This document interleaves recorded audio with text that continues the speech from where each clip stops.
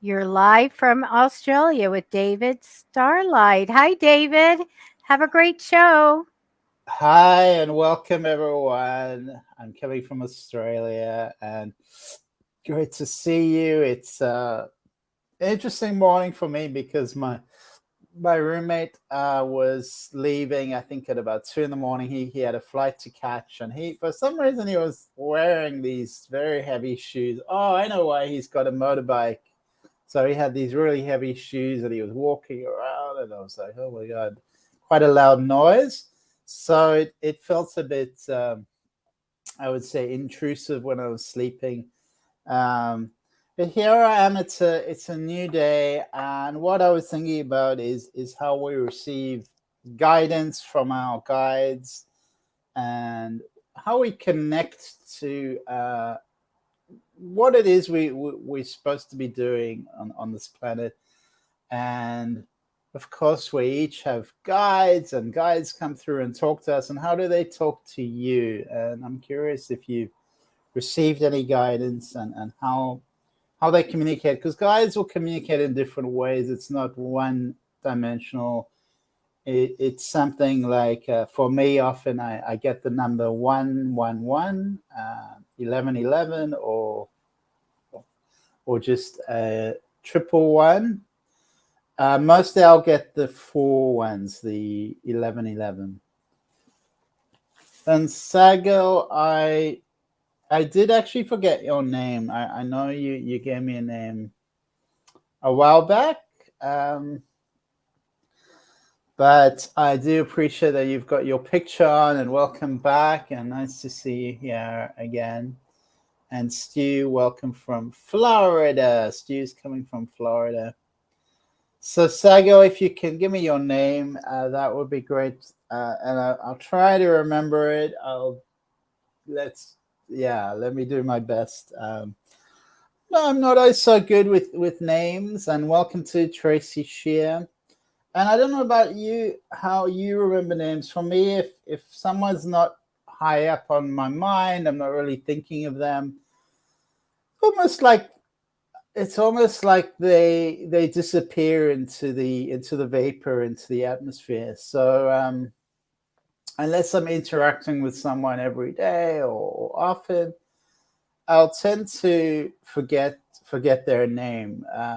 How do you remember names? I'm curious.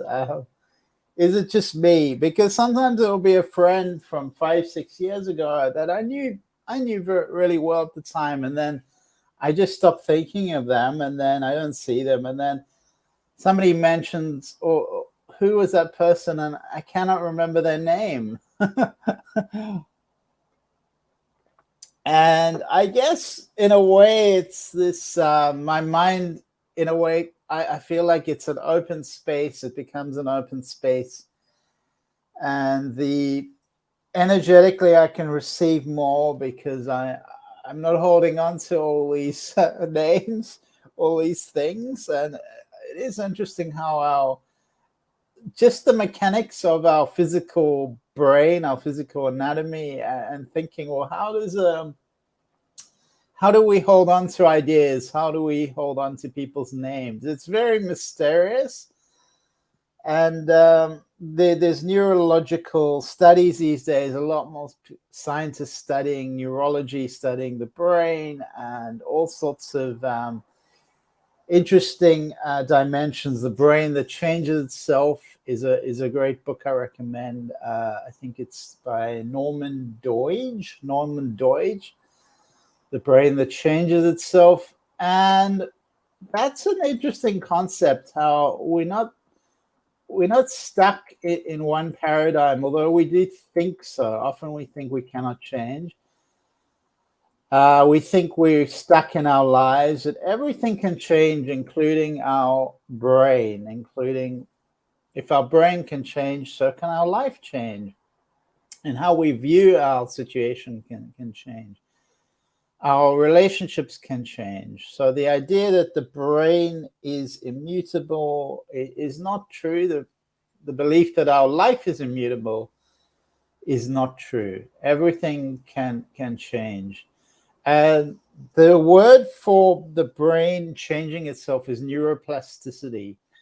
And that's the ability of the brain to reform itself by making neural connections throughout our life. And maybe a neural connection is remembering someone's name. So I apologize about my loss of memory about names. Neuroplasticity has become one of these psychology majors, one of these words that's used a lot. But essentially, the neurons fire together. The neuron, and you've probably seen the video I have. So I'm imagining that in my mind, neurons that fire, and then they actually form connections. They actually wire together. They form new pathways. And so this is a repeated experience, repeated habit, repeated activity. So it's like if I repeat someone's name 100 times, then the neurons involved in the experience are going to fire together and make new neural connections that may last perhaps a lifetime. So our brain can always change. It can rewire, it can adjust, and neuroplasticity is this concept of how our brain can reorganize itself and respond to its experiences. So we get to change those experiences, change our habits. For instance, get up, instead of getting up every day at 8 a.m., get up every day at 7 a.m. or that maybe that's a bad example. Yoga is a good example. Instead of, I cannot learn new things, try yoga, and you'll find that after doing yoga a few times, it will become quite normal and natural to you. So how we focus our attention is really important, and we're not defined by the past. We don't have to be defined by the past. We can rewire the patterns ourselves. And I recommend that Deutsch book, The Brain That Changes Itself. That's a really good one. And it's great to see Kim. Welcome, Kim. Thank you for your message. And Carlos, great to see you again, Carlos. And thank you for sharing. It's wonderful when people share the show and share the love. So we do appreciate that. And Sago, Linda. Okay. I have a friend named Linda. So I am going to connect you to my friend. And she is a lovely lady. So just like you. So thank you, Linda. Wow. I did not remember that. And so I was talking a bit about the brain and how we can change our lives, and different parts of the brain respond to different cognitive processes. So there's always an active part of the brain even when we are sleeping. So our brain is this extraordinary, alive sort of being that has the capacity to learn, to change, to rewire itself, to be stimulated by new learnings, new experiences. And neurogenesis is the ability to create new neurons and connections between those neurons throughout a lifetime. So our brain can rewire. And a topic that may be familiar to you is stress and trauma. I think we're all very affected by stress and trauma. And this has been shown to change the brain, inhibit the brain function. So this is what we see with a lot of people who grew up in very difficult circumstances, that their brain was actually wired in a way that it inhibits their function. It, for instance, it lowers someone's, I don't know if you're familiar with IQ test, but if a traumatized person does an IQ test, for instance, it lowers their score. And so a lot of you probably have that effect on your brain where you receive some kind of trauma, and difficult circumstances, and that affected your brain function, and it's probably still affecting you to this day. So the important thing is that the brain can change. We can evolve our functioning, and one way to improve our cognitive functioning is meditation, and we love to meditate because healing is always possible, and healing the brain allows new pathways to strengthen, to create new ways of being, ways to living, and even to compensate if there are damaged parts of our brain, we can compensate in other ways. So meditation restores brain capacity, brain activity, and helps the brain repair itself. So the important thing is that we can change, we can move forward even with a lot of anxiety. We can adjust our brain function, how we respond to stress, how we respond to life's problems, life's difficulties.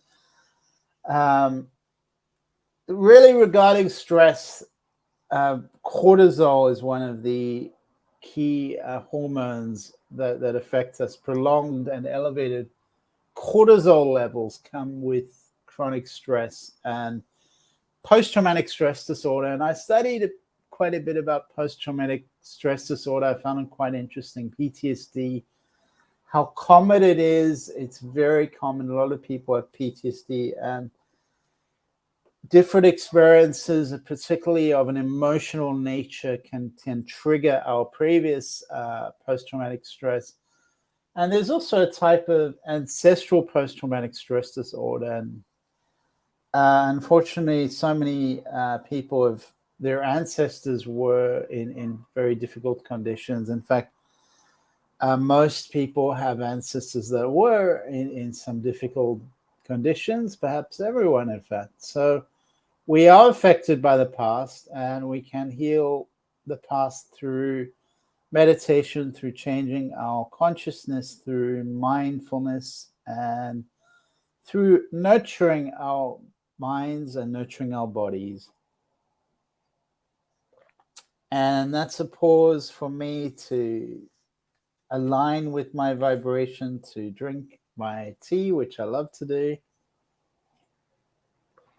And I started talking about guides, and do we receive guides? Are we open to receive guidance? And what is the vibration of our guides, and how are we a manifestation of them? Because we are connected to them, they are connected to us. And how is our truth expressed in the service of others?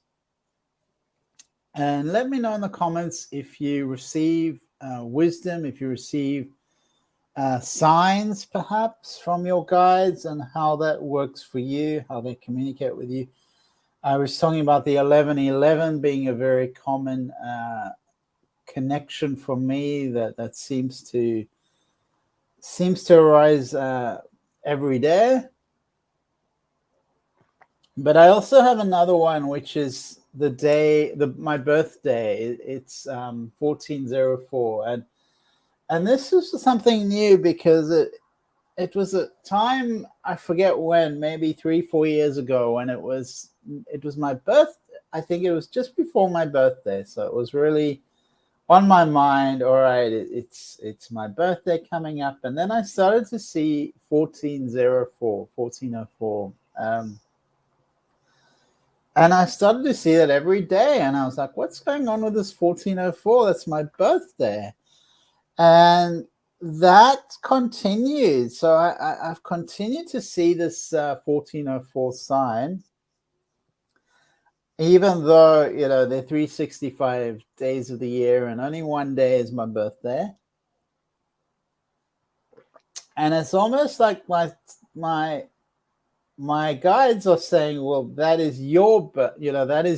1111 is perhaps, that's a generic number, but 1404, that's your number. That's for you. That's to say we're here with you.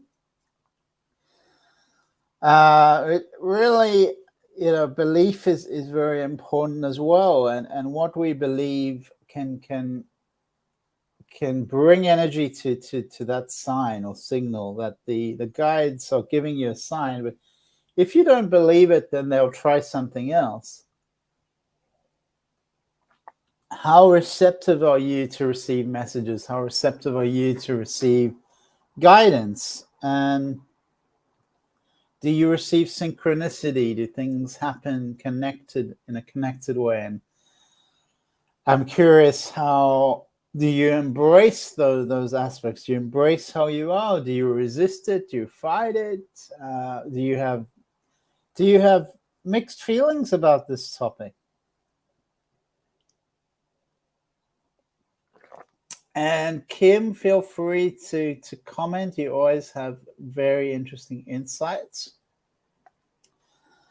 And if anyone has any ideas about meditation, that would also be interesting to explore.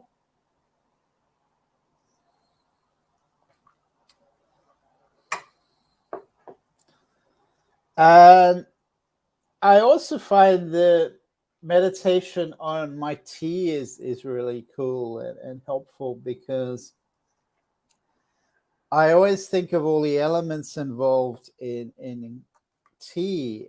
There's so many elements, and I always think, wow. I like tea from Sri Lanka, for instance, and I've been to Sri Lanka. I worked in Sri Lanka, and I felt a special connection there. The people were very kind, and I had a good feeling there. And I like the taste of the tea from Sri Lanka. There's a family called the Diploma family, and I particularly like that tea. Often I'll have Australian tea as well, but for some reason that Sri Lankan tea is that's my favorite. I like a chai tea. I have an organic chai. I find that very tasty as well. But where does your tea come from? So I'm fortunate to live in a place where about an hour away, there's a tea plantation that you can visit, and you can buy their tea.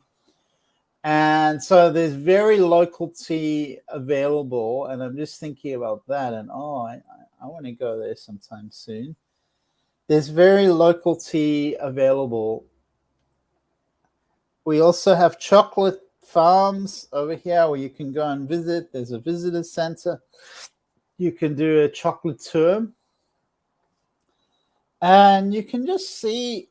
I remember in northern Thailand and also in China, visiting places that had tea plantations and visitor centers, and they would offer you a free tea tasting, and you get to explore different types of tea. And the Chinese have very beautiful ceremonies, very beautiful traditions of sharing tea, which I found it very special. There's a real ritual to tea and how tea is experienced. And my time in China really inspired me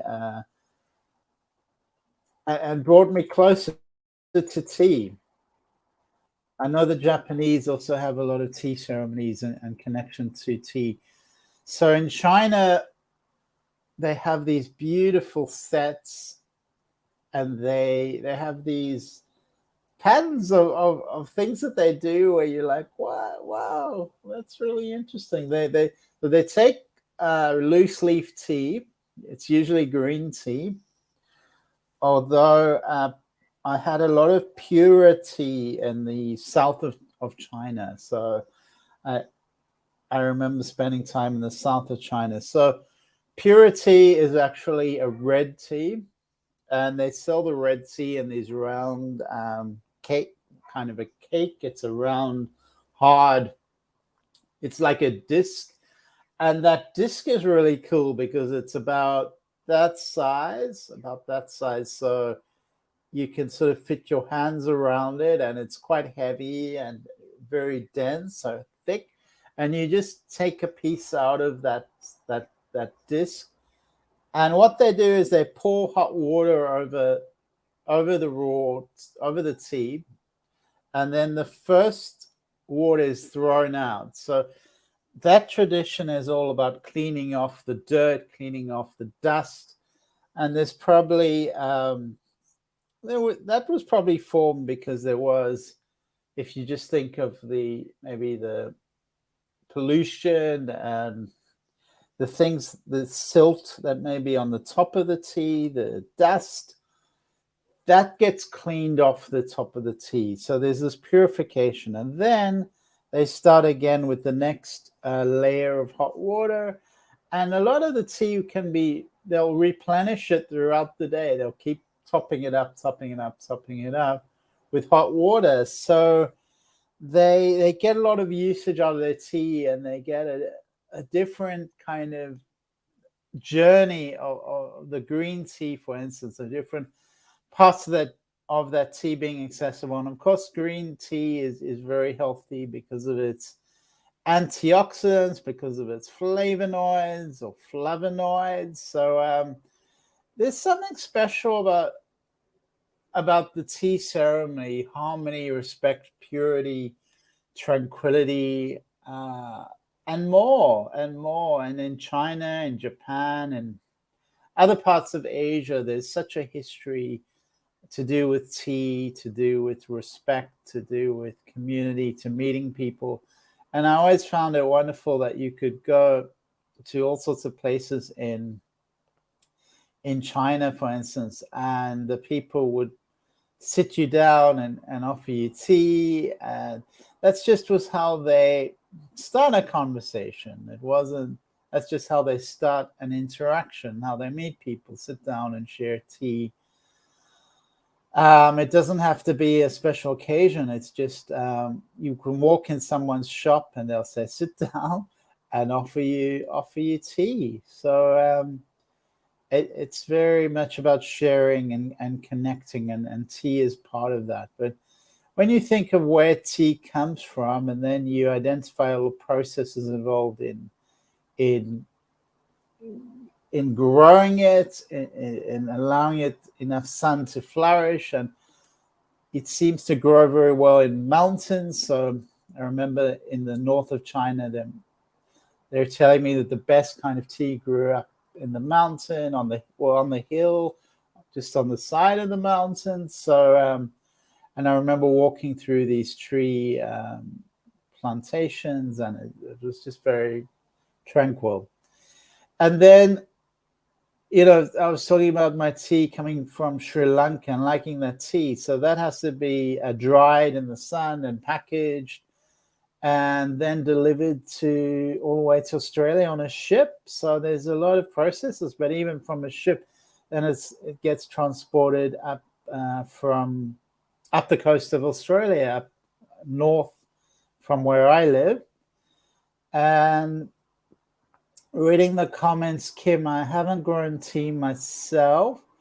And that would be a fun thing to do, to grow tea. I did study herbal medicine, and we did learn some botany and how to grow things. And that was something, it was something really special to me, growing things and how to grow things. And I wonder if you've got that connection, the green finger, the green thumb, the ability to grow things. And with the food shortages and transport issues and all the things going on in the world, it's becoming increasingly important to grow your own food, at least grow something. I have some sweet basil I'm growing, so that's pretty cool. The more we can grow, the more independent we are, and the less dependent we are on the big companies, the big corporations. And if we can feed ourselves and our communities, that's really a wonderful way forward. And it's becoming increasingly important to be able to grow your own food. And I'm catching up with the comments, Kim, that you have a tomato plant over here. We call it a tomato. And at the market, my favorite tomatoes are, they're kind of black. I don't know if you've got those where you are. They are the best tomatoes. They are black tomatoes. We also have green tomatoes, and on Sunday I bought a mixture of these small ones. So there's green, there's black. Oh, what's that black? There's green, there's red, there's yellow, and black, I think. There's black. I think there's 4 varieties of the tomatoes. Some years ago, I lived with a chef, and he had a tomato salad. That was his thing, and he would get as many. I think he had 5 different varieties of tomato, and put them together in a beautiful spread that has. It just looked really good. Tomatoes, if you put them on plate them up, put some olive oil on the drizzle maybe with balsamic vinegar, some sweet basil, even sometimes some sesame seeds. You can put some black sesame, for instance, is really colorful, as well as white sesame over a darker tomato. So just having that was really wonderful. Living with a chef and seeing his techniques and how he played it up. So it was all an artistry of creating a beautiful plate. And I'm just coming back to the comments, Kim. I find lucky pennies and feathers. And feathers are really special. They're used in a lot of shamanic ceremony. And for years, I worked more shamanically, and I had my shamanic feather, and I would move it around people for healing. So you can get that from shamans. They can make that for you, and that's a really special part of the energy healing. So that's really cool about dimes, finding money. Maureen Deroma, welcome. Where are you, Maureen? And Kim Lanza, spirit makes them aware to me through the TV and sometimes lighting or other electronics. What did you say about a chocolate farm you have there? So there's a couple of chocolate farms, and there's one at the markets where they sell different products from their farm.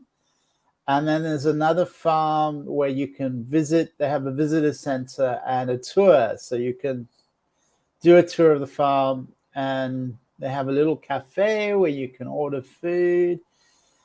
And that's something really special where you can go and visit a place like chocolate, coffee, tea, and you can taste, you can explore.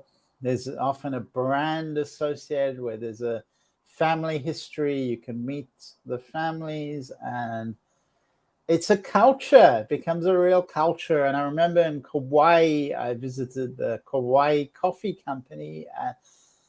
They give away a lot of free coffee, and they have great coffee there. Kauai Coffee Company. I really enjoyed that.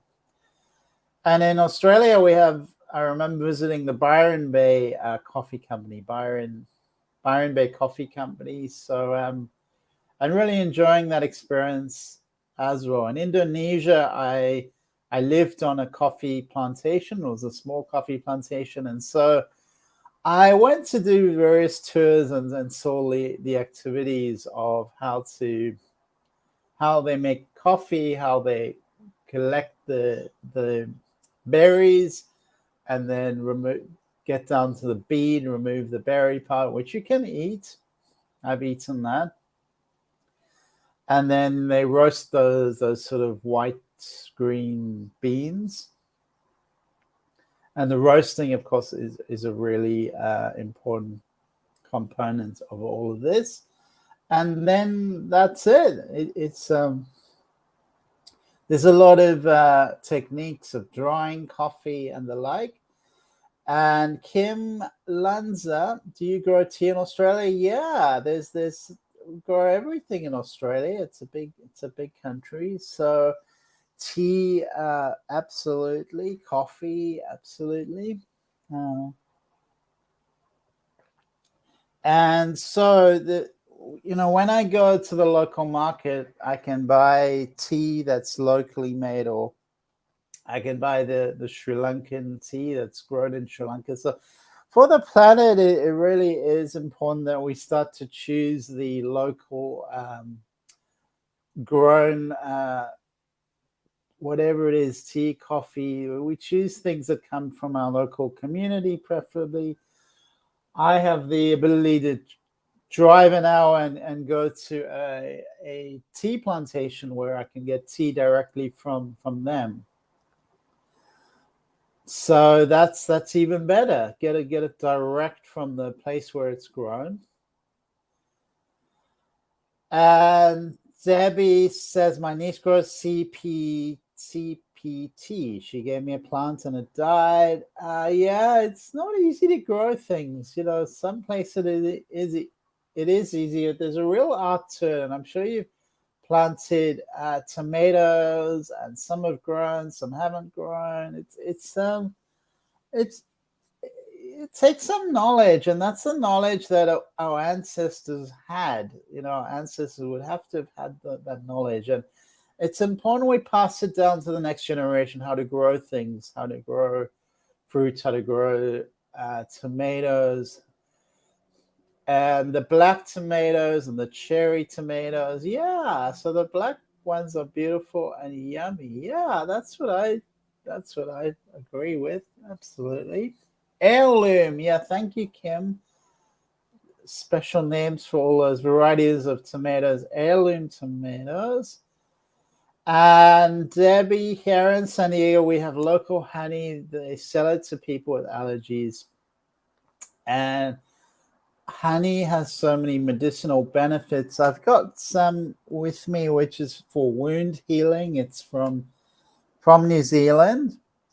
And that's a really, really wonderful honey called Manuka honey, which has a lot of medicinal qualities, especially things like wound healing, but internally very good for a lot of immunity issues, allergy issues. And there's also things like propolis that comes from the bees, and propolis also has a lot of immunity benefits. Sweet pea tea, yeah, that's wonderful.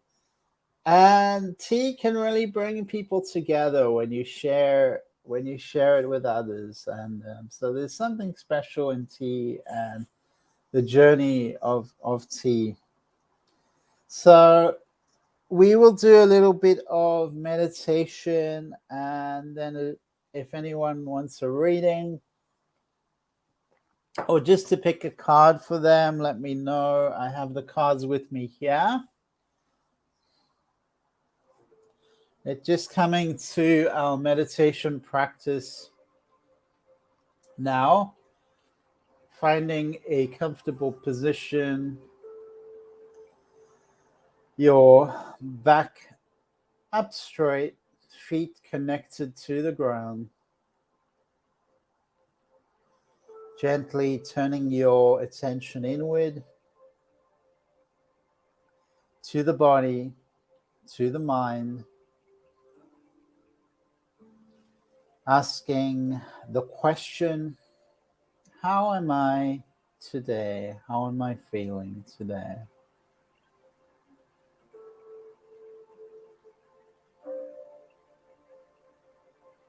One technique that may help is to constrict the throat.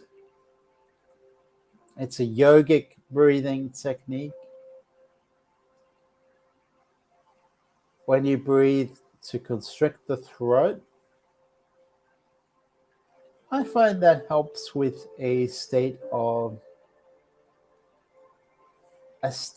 peace and tranquility.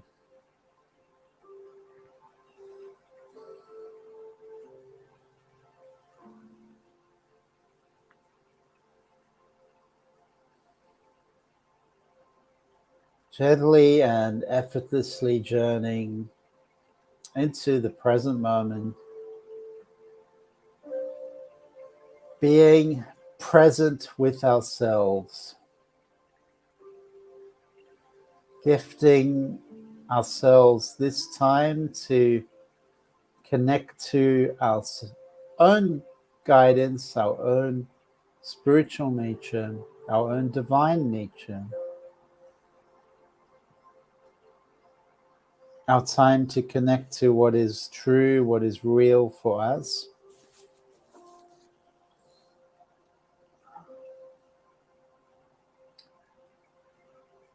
And to connect to what is true and real about the whole of this reality.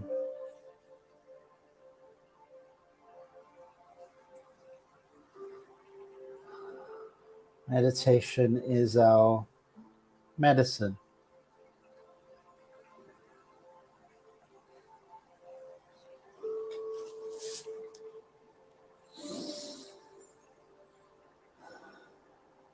Gently breathing out all your struggles, all your worries, all your stresses, just breathing that out, letting that go.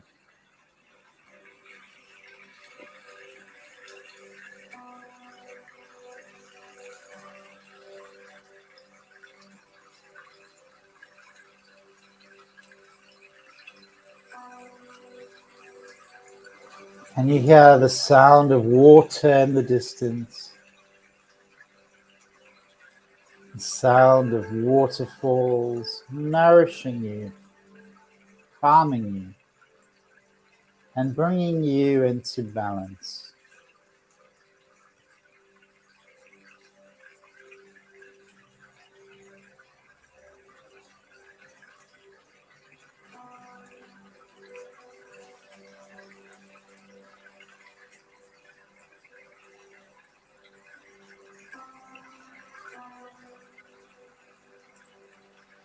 Imagining you're sitting beside a waterfall,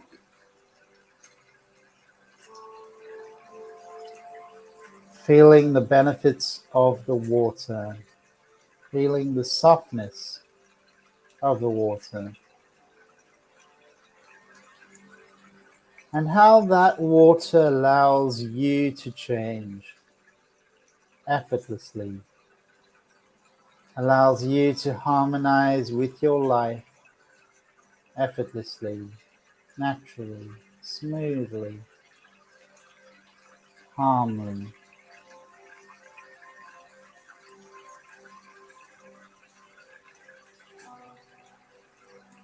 Bringing harmony into your world, into your life.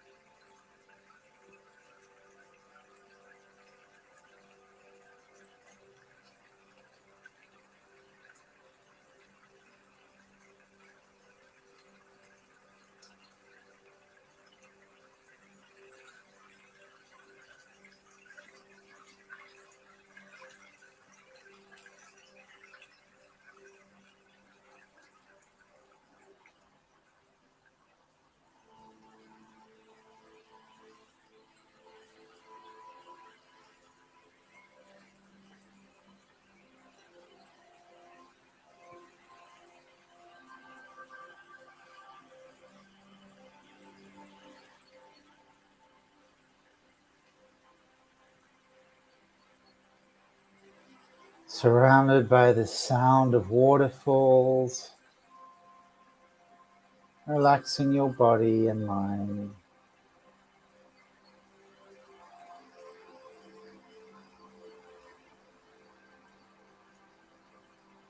Opening yourself up to receive the wisdom and guidance of the universe,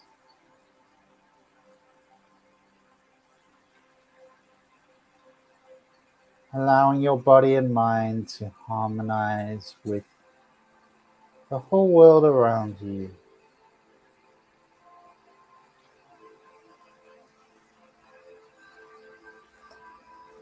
Smiling inwardly and outwardly, enjoying this moment, this peaceful moment, enjoying this connection, and feeling the joy rise up from your heart.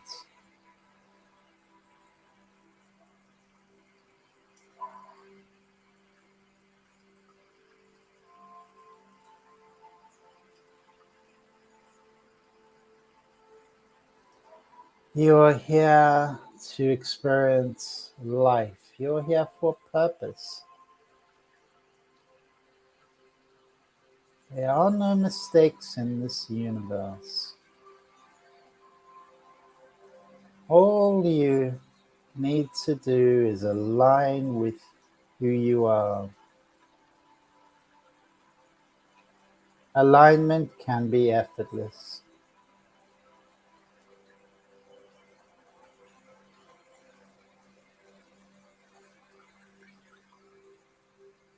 You are put here for a reason.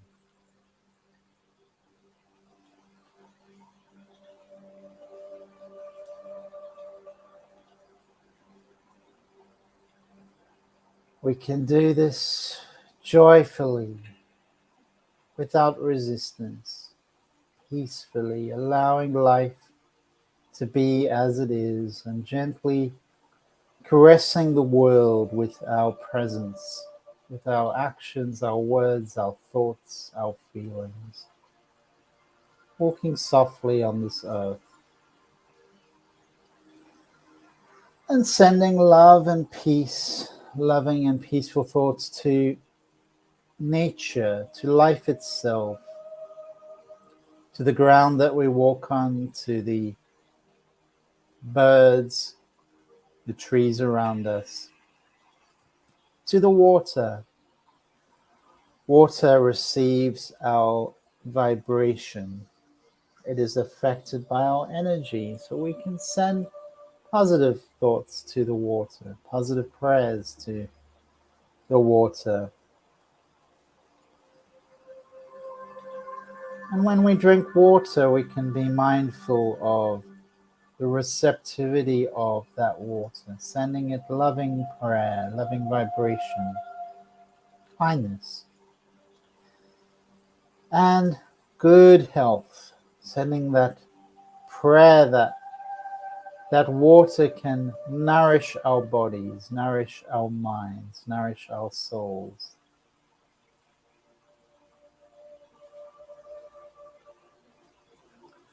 All we have to do is put our hands over the water we drink, the food that we eat, with reverence. And that will allow that food, that nourishment, that water to nourish our bodies.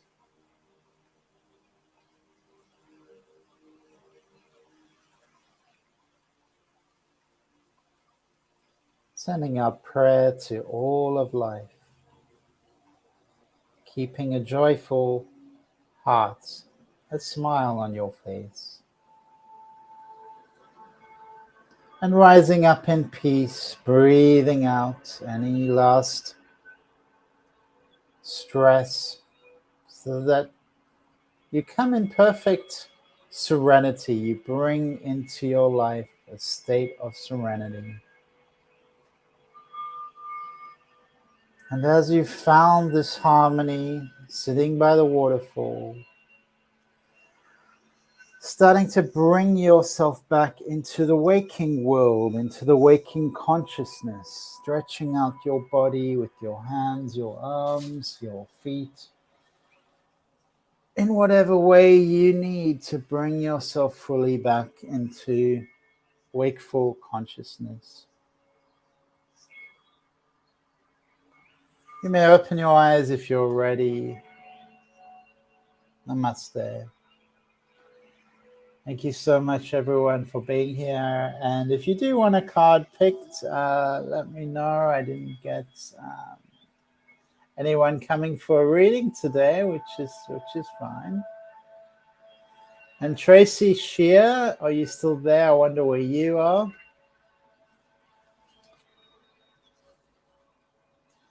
And great to see Linda and Kim and Stu and Maureen. Great to see you, Maureen. I've had so many beautiful insights from you today. Everyone participating in the show: Hilary, Kanyasile, and Lovu. So what a beautiful name. I love your name. Wow, just love your name. So the beautiful Hilary, let's pick a card for you. And it's such an extraordinary name because healing is what so many people and what our earth is calling for, healing. So you, in your name, you remind us of that, and you bring that. So you bring that vibration of healing to other people through your name, and that's broadcast through the name that you carry. So that's a beautiful element in your life, in your destiny, Hilary, because let's face it, the world is calling for healing. And right now,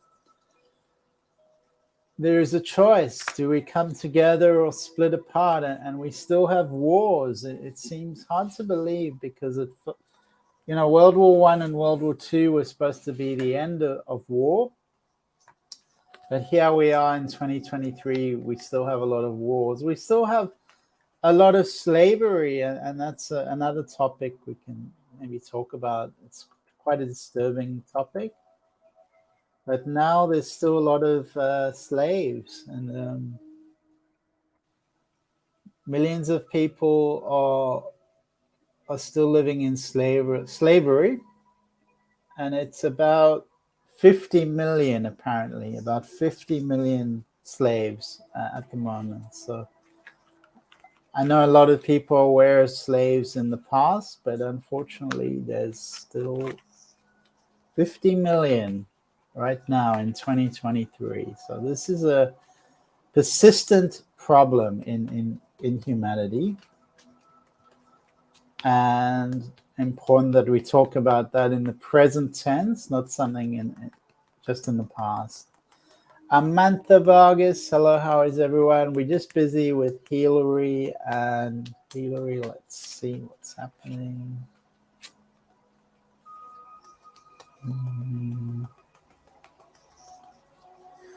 All right, so I've got the card that's come out is a heart chakra card, matters of the heart. So there's a lot happening for you in this heart chakra, which is beautiful, Hilary. And very positive cards for your life. So there's a really good energy around you in terms of value, in terms of success. I feel a lot of success around you.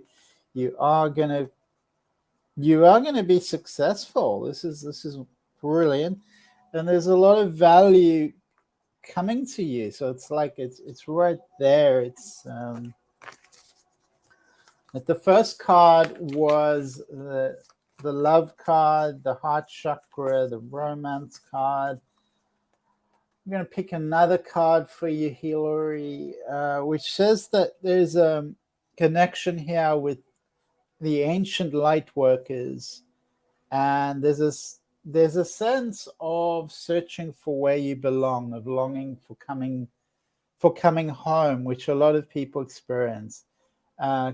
A connection to the ancients, and feeling that this earth, this modern reality is something that you're disconnected from. So this message is saying that you can connect to that, to your origin, your history as a soul. So it's saying to you, Hilary, remember your soul has a history, it has a life, and you can connect to that and bring its harmony into your life now. Regarding love, what you can ask for is the guidance of Archangel Raphael, and Raphael is all about healing, love, compassion, and self-acceptance. So focus on your heart center, because it feels like that's where all the action is happening, where you need to heal from there's a brokenheartedness from a previous relationship that's needing to take place, so needing to clear that energy. And Raphael can help you if you call up Archangel Raphael to bring in self-compassion. Self-compassion is really important. The things you need to hear from other people. So bring that into your heart, shine with the beauty that you have. And the universe will support that. It will send people in situations to grow your sense of love and support. So there is this need to flow the energy of love through your hearts and allow that to come alive within you. And that's kind of right now. So that's the important thing now. And the other matters are coming to you. The value is coming to you. Success is coming to you. The very positive things, but there is a little bit of brokenheartedness around you, Hillary. So heal that first. Don't put too much energy in new relationships until you really get a sense of balance within yourself. Success is on its way, and be really proud of what you've accomplished and the inner changes that you've able to express outwardly, create outer success, because this has taken effort, and it's important that you acknowledge your accomplishments and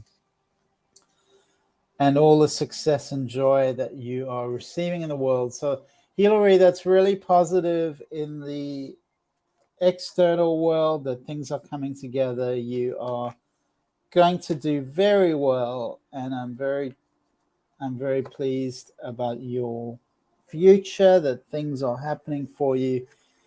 There is a sense of loneliness, a sense of isolation right now. Remember that you can heal that. You can call up the angels to support you in that journey to wholeness, and be really positive, Hillary. Be really positive. Things are coming to you. So lots of love to Hillary, and thank you for coming on the show.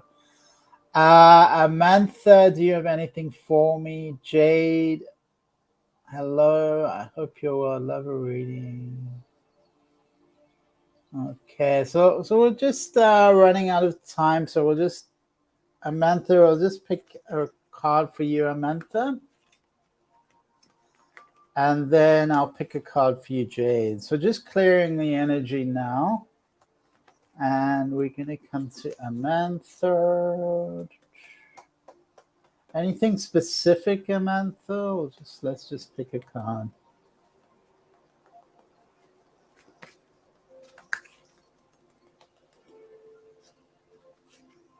Okay. Well, I've got a beautiful card for you, Amantha, and we just have a full moon right now. So this is interesting. It's a moon card. I don't know if you saw the moon last night. Go outside and see if you can see the moon tonight, because it's been spectacular over here. Very powerful energy, and the goddess of the moon is coming to you, Amantha, and it shows an eternal spirit holding the bright reflective moon and standing in front of the crystal clear waters of a sparkling waterfall, as in our meditation. And I'm seeing you spreading your arms and receiving the light of the moon, the light of inspiration. So this card is telling me that you have intuition, you have connection to the goddess energy, the divine feminine energy, And from a soul point of view, there's an opening happening to you now of bringing in this intuition. And you may be involved in just normal things like cutting a potato, and there'll be an image that comes to you, a memory that comes to you. So it can happen at any time, any moment of your day or in your life, but there is this element of inspiration, this element of having an intuitive ability. So Amanda, there's no mistake in you coming here. You have that psychic ability, and be ready to open up to this inspiration and all the love and goodness that it brings you, and your ability to help and serve other people. Thank you, Amanda. And Jade Lewis, I would love. Usually I don't do readings about other people because I would need the name and need more information. Jade, I'll pick a card for you, Jade.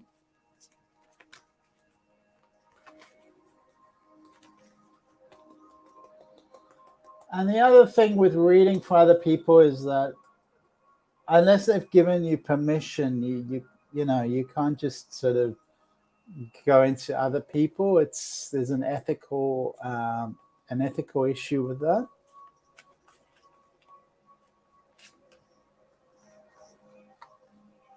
So this seems to be a real time of heart for you, Jade. There's a real heart. It's a real time of a heart connection happening around you. But there's a male. This is a male figure, so it's bringing a sense of clarity into your purpose of life. It's a male figure. And so family is really important right now, balancing your energies regarding family and bringing your wholeness into your family life. This man in your life, it's he's thinking a lot. He's creating some plans for you. He's aware of what's going on. He brings a high intention to help things move forward with you. With your family, your home life, and there's other projects, there's other things of a personal nature I'm seeing. He's bringing his energy into that. So I hope you're able to be comfortable with your emotions, express your emotions, and find peace. You have this support. It is bringing you balance, and it is a family time for you, and it's a time to bring balance to your family. And a lot of caring around you. So it feels like things are coming together with your family, with your partnership. It's a real love. There's a romantic love here as well. A partnership, something that's really purposeful and a deeper connection that's moving things forward. So this is a commitment energy, and it feels like things are really in place for you at the moment. So Jade, sending your father-in-law lots of love and sending you lots of love. You're in the right position where you're meant to be, and you will get through this, and love and harmony is going to prevail in this situation. So thank you, Jade. Thank you, Amanda. And Hillary, I'm just reading your comments at the bottom.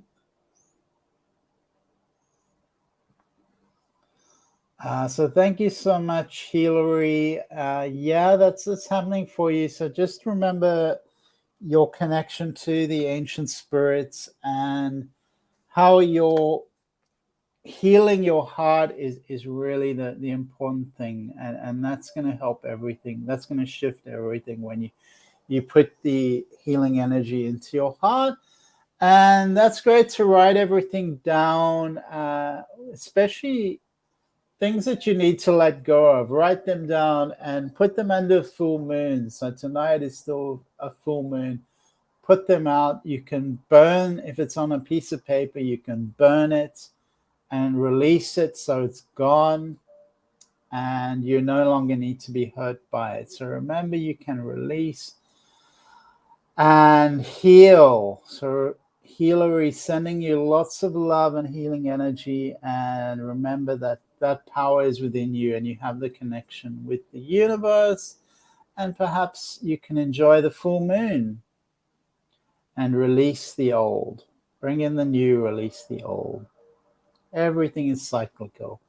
So please share this show. You can donate through the link on the screen. You can follow me on YouTube. You can contact me on social media. Happy here to serve you. If you are interested in private readings, you can also contact me through the website heal.me and get in touch at any time if you do need help or support or guidance. Wishing you all a beautiful day, a beautiful evening, and happy full moon. So goodbye, everyone. See you next week, and